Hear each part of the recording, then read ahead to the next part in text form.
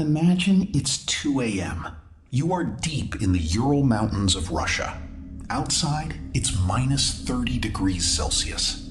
You are safe inside your tent, huddled with 9 friends.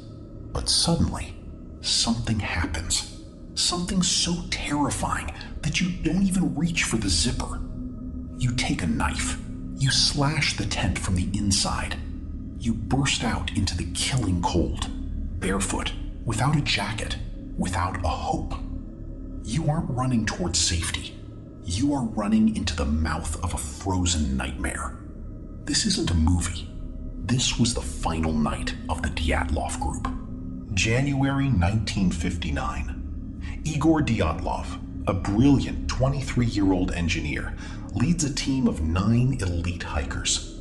These weren't amateurs. They were masters of the wilderness. Their goal? Mount Otorten, the Omen. The local Mansi tribes had another name for the peak they had to pass. They called it Holat Siakal, the Mountain of the Dead. Legend said 9 Mansi hunters once died there. History was about to repeat itself. The survivor. There were originally 10, but Yuri Yudin fell ill and had to turn back. As he hugged his friends goodbye, he had no idea he was touching living ghosts. He would be the only one left to tell their names. February 1st, the group sets up camp on the slope. Their final photos show them laughing, setting up the tent. No signs of stress, no fear. But the last photo in the roll, it's a blurry, glowing shape in the dark. A camera glitch? Or the last thing they ever saw? February 26th. Searchers find the tent. It's a crime scene that defies logic. The boots are inside. The warm coats are inside. The food is untouched.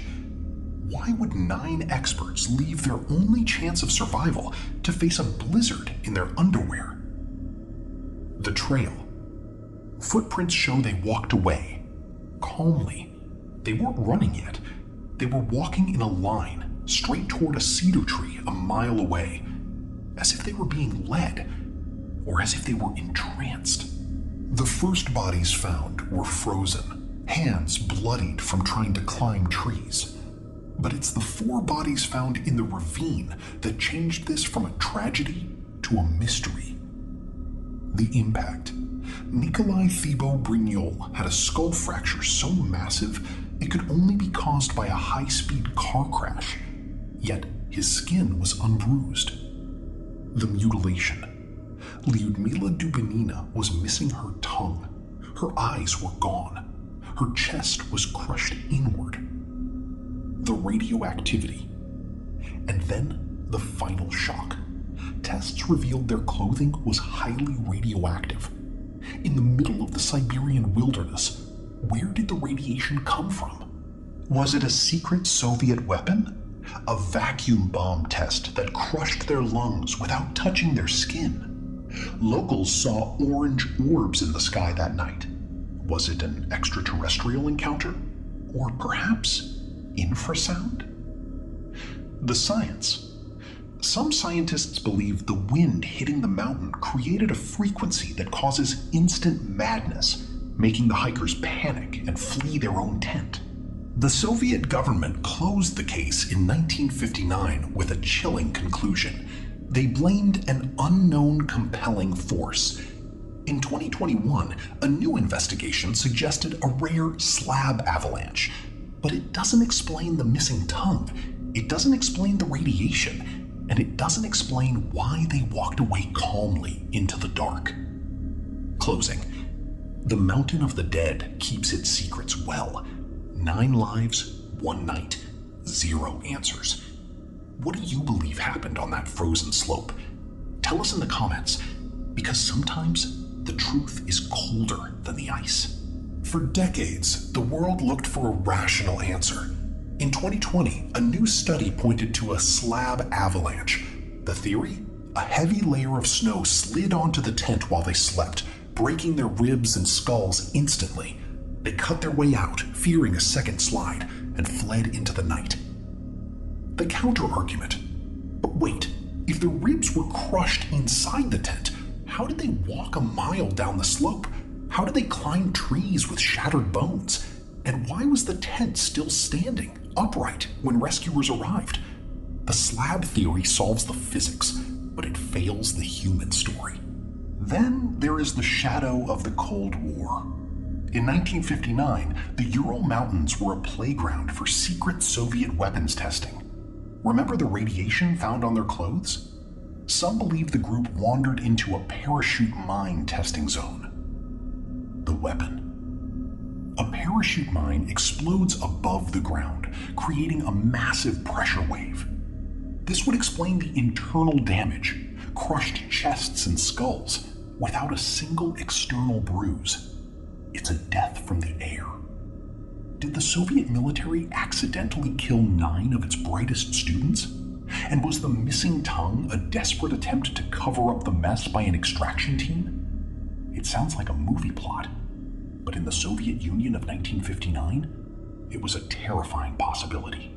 But there is a theory even more haunting because it involves a killer you can't see or hear. Infrasound. When the wind hits the dome of Dead Mountain just right, it creates a vortex. This produces a sound frequency below the range of human hearing. Science shows that infrasound triggers the presence. It creates intense feelings of dread, panic, and blurred vision. It makes you feel like someone is standing right behind you, ready to strike. Did the mountain itself drive them mad? Did they slash the tent because they felt they were suffocating, running from a ghost that existed only in their vibrating brains? 9 elite hikers. One night of pure, unadulterated terror. Whether it was a secret weapon, a freak of nature, or something from beyond our understanding, the Dyatlov Pass remains a scar on the history of exploration. Closing. The hikers were buried in zinc coffins. The case was closed and marked top secret for 30 years. To this day, the mountain remains silent. But if you ever find yourself in the Urals and the wind begins to hum a certain tune, don't wait. Don't look back. Just run. Call to action. What do you believe? Was it the military, the mountain, or something else?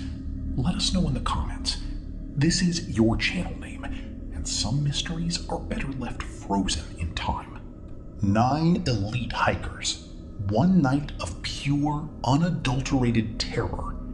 Whether it was a secret weapon, a freak of nature, or something from beyond our understanding, the Dyatlov Pass remains a scar on the history of exploration. Closing. The hikers were buried in zinc coffins.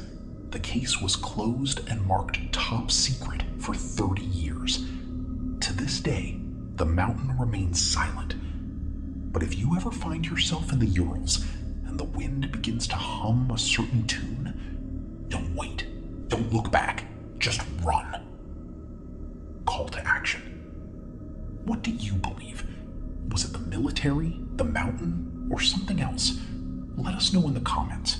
This is your channel name, and some mysteries are better left frozen in time.